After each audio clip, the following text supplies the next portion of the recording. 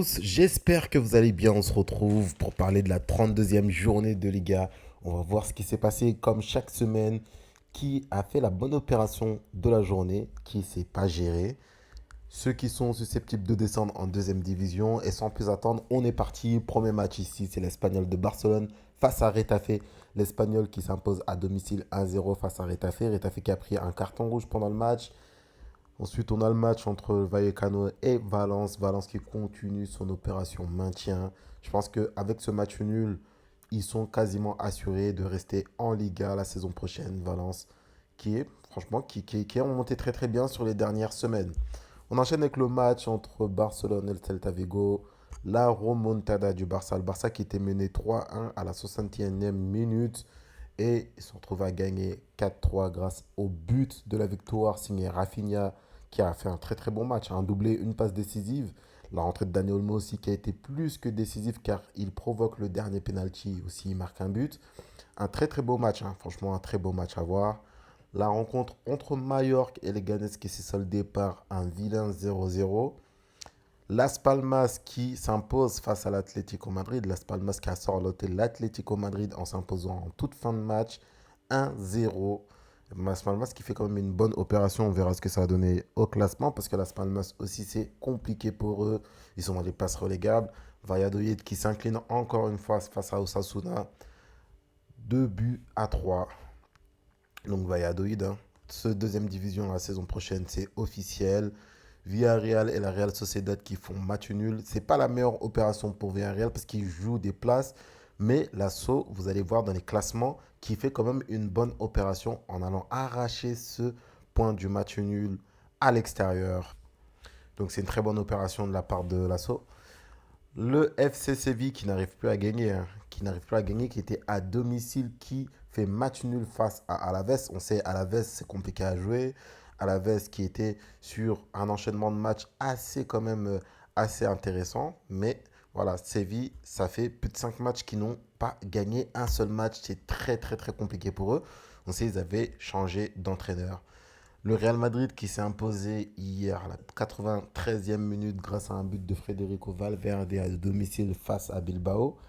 Ils ont mené les débats, franchement ils ont mené les débats, c'était compliqué pour eux, mais bon à la fin ils ont réussi à s'imposer. Donc ils reviennent à 4 points, ils reviennent qu'à 4 points du Barça. Et enfin le dernier match c'est ce soir, lundi à 21h entre Girona et le Real Betis. Et attention à Girona car s'ils perdent ce match, rien n'est dit, ils peuvent se faire encore une fois. Ils peuvent descendre en deuxième division parce que là, ils ont enchaîné beaucoup de mauvais résultats. Donc attention, Girona. Là, le faux pas est complètement interdit pour eux. S'ils font un faux pas, c'est interdit. Et le Real Betis, on sait très bien, ils jouent une place en Europa League. Donc, ils doivent absolument remporter les 3 points. Je pense que c'est un match qui va être quand même intéressant à regarder. Avec le classement de la Liga, et bien évidemment, le FC Barcelone toujours à 73 points. Le Real Madrid qui ne veut pas lâcher. Franchement, ils ne veulent toujours pas lâcher. Hier encore, ils gagnent en fin de match. Ils sont, honnêtement, il faut une mauvaise saison, mais il faut leur reconnaître une chose, c'est qu'ils ne lâchent pas l'affaire. Malgré la pauvreté de leur jeu, ils n'ont que 6 défaites. Franchement, 6 défaites depuis le début de saison, seulement 5 matchs nuls. On peut dire quand même que c'est solide, vu la pauvreté de leur jeu. On peut dire franchement respect. L'Atlético Madrid, alors eux, ils sont complètement hors course, hein, hors course de titre. Eux, la seule chose qu'ils peuvent encore essayer, avoir de l'espoir, c'est la deuxième place. Je vous rappelle que la deuxième place, c'est qualification pour la Super Coupe d'Espagne. C'est quelque chose quand même, un trophée en plus, un trophée potentiel en plus. C'est ce qu'ils peuvent jouer d'ici la fin de saison, sinon ils n'ont plus rien à jouer. Bilbao qui complète par le podium, j'allais dire non, il complète rien du tout maintenant, vu que, oui, le gros changement qu'il y a maintenant, c'est que les 5 premières places sont qualificatives pour la Ligue des Champions, donc ça change énormément de choses. L'Athletic Bilbao, quatrième position, toujours qualifié pour la Ligue des Champions, malgré leur défaite face au Real Madrid. Et là, ça va jouer ici entre Villarreal et le Real Betis. Villarreal qui est en pole position parce qu'ils ont 4 points d'avance, mais rien n'a encore joué. Il y a encore pas mal de matchs d'ici la fin de saison, hein.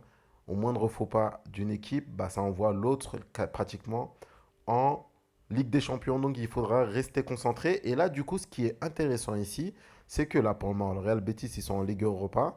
Majorque, ils sont en Conference League, mais regardez toutes les équipes encore qui peuvent prétendre à une Coupe d'Europe la saison prochaine. Donc on a Majorque avec 44 points, le Celta 43, même la Real Sociedad qui ne jouait plus rien pendant un petit moment.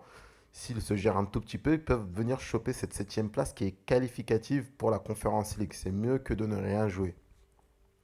Même l'horrible Retafe peut encore prétendre à se qualifier justement pour cette Conference League. Donc quand même, ça a remis un peu d'enjeu. Maintenant, ça a remis un peu d'enjeu, oui. C'est la seule chose qui est embêtante, c'est que pour des équipes qui jouent le quadruplé, qui jouent le triplé, etc., bah, c'est un peu embêtant parce que là, on va affronter Majorque demain. Demain, on affronte Majorque et on voit qu'ils jouent quelque chose en fait en Liga. C'est pas une équipe comme. Bah, voilà, en fait, là, en ce moment, c'est pas une équipe comme Séville qui sait qu'il va être maintenu en Liga et qui ne joue pratiquement rien. Non, non, là, Majorque, il joue clairement une place en Ligue Conférence. Donc voilà, c'est une bonne nouvelle dans le sens où il y aura plus d'équipes qui joueront la Coupe d'Europe. Mais c'est la mauvaise nouvelle, c'est quoi? C'est que là maintenant, toutes les équipes, elles auront quelque chose à jouer d'ici la fin de saison. C'était un peu la même chose avec le Celta Vigo. Mais bon, écoutez, c'est le jeu, c'est comme ça. Si on veut remporter des titres, il faut souffrir. On continue, on enchaîne. Toujours, on a dans le ventre mou des équipes comme l'Espagnol. Et regardez Valence, regardez où ils en sont sur les 5 derniers matchs. Il y a 3 victoires et 2 matchs nuls, bien évidemment, qui remontent au classement en ce moment. Ils sont à la 14e place et regardez, ils sont à 38 points. Et sait-on jamais s'ils continuent à gérer. Ils sont qu'à quelques points de Mallorca, hein. Ils sont qu'à 6 points. On ne sait jamais. Franchement, honnêtement, on ne sait jamais, même si ça m'étonnerait. Séville, regardez Séville, pour eux c'est très très compliqué. Sur les 5 derniers matchs, il y a 0 victoire, mais surtout, il y a 4 défaites, c'est catastrophique. Vraiment très très catastrophique. Ce que je vous disais tout à l'heure avec Girona, c'est pareil, hein. Girona, s'ils ne font pas attention, ils peuvent descendre. Las Palmas qui fait une très très bonne opération en remontant à la 17e place grâce à leur dernière victoire. Leur victoire face à l'Atlético Madrid, c'était super important pour eux. Je vous ai dit, de toute façon, en fin de saison, c'est toujours la même chose, hein. Les équipes qui ont quelque chose à jouer, ils vont se donner à fond. Vous voyez, les équipes qui jouent pour les premières places, pour des places qualificatives, ils vont se donner à fond. Mais ceux qui sont à la troisième place, ils savent qu'ils ne vont pas avoir le titre en fin de saison et qui sont assez loin de la deuxième place, bah, ils vont se relâcher et regardez ce qui se passe. Voilà, l'Atlético qui lâche des points, qui se fait battre par Las Palmas et ça aide Las Palmas à passer à la 17e place en renvoyant Alaves à la 18e place. Voilà, je trouve quand même que cette Liga, sur tous les points, elle est super intéressante à suivre. Et voilà, on va voir ensemble là maintenant ce que ça donne niveau buteur, niveau passeur décisif. Au niveau des meilleurs buteurs, toujours Robert Lewandowski avec 25 buts. 25 buts, 3 buts d'avance sur Kylian Mbappé. Kylian qui a été suspendu, en plus qui est blessé en plus, mais je pense qu'il reviendra pour la finale de Coupe du Roi tout simplement ce week-end. Lewandowski, lui malheureusement qui s'est blessé, qui va être absent pendant 3 semaines, ça va être très très compliqué. Donc pour le Pichichi, on est dans le flou total. Boudimir qui remonte quand même, hein, qui était coincé pendant un petit moment à la 15 buts. Là maintenant il remonte, il est à 18 buts. Rafinha, grâce à son doublé, à son dernier doublé, il monte à 15 buts. On sait que ça faisait un petit moment qu'il n'avait pas marqué en Liga. Et là, je pense que ça va faire du bien parce que vous savez comment ils sont les journalistes, hein. Quand ça fait un petit moment que tu ne marques pas, ils vont commencer à sortir la feuille de stats. Oui, il n'a pas marqué depuis tant de temps comme ils ont fait à Lamine Yamal. Donc le fait qu'il casse un peu cette chose-là, ça fait du bien. Pour les passeurs décisifs, Lamine Yamal toujours à 12 buts, hein. Il a une passe décisive de plus. Il était bloqué pendant un bon moment à 11 passes décisives. Rafinha qui remonte encore un tout petit peu plus, hein, grâce à sa passe décisive au match face au Celta Vigo, hein. C'est que pendant un petit moment, il était à égalité avec Iñaki Williams. Là, il est à 9 passes décisives. J'espère au moins qu'il atteindra les 10 passes décisives. Tiens, fin de saison, c'est largement possible. Et enfin, on va terminer comme d'habitude. Regardez les cartons jaunes. Toujours le même joueur d'Alaves, hein. Il a pris 13 cartons jaunes quand même depuis le début de la saison, suivi d'un autre joueur de Leganés. Et pour les cartons rouges, ouais, voilà, toujours les mêmes équipes. Valladolid, Retafe, Las Palmas.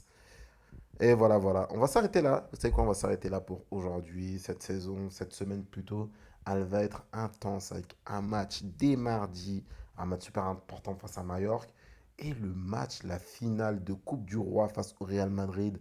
Un classico pour un trophée tout simplement. Pour la Coupe du Roi que le Barça n'a pas remporté depuis un moment. Donc voilà les gars, j'espère que ça vous aura plu. N'hésitez pas à vous abonner, à liker, à lâcher un petit commentaire. Et sur ce, moi je vous dis passez une bonne journée. Ciao ciao.